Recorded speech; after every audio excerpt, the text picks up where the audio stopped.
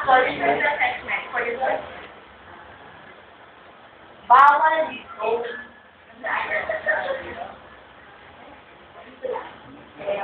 Okay guys, ay sabi po ng arm.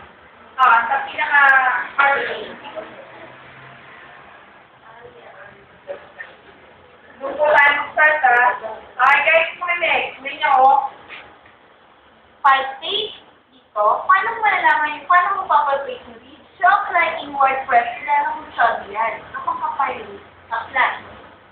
So, mapapalpate mo.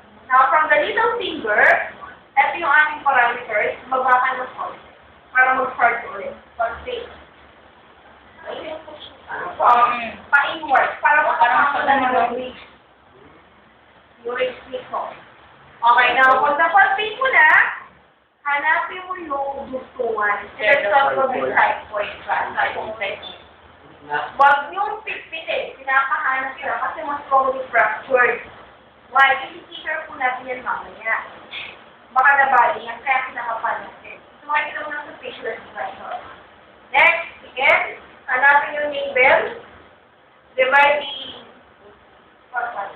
abdominal area into 4 quadrants. Wala nang gumaganyan.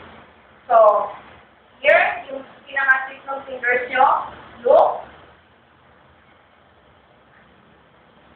upper, lower,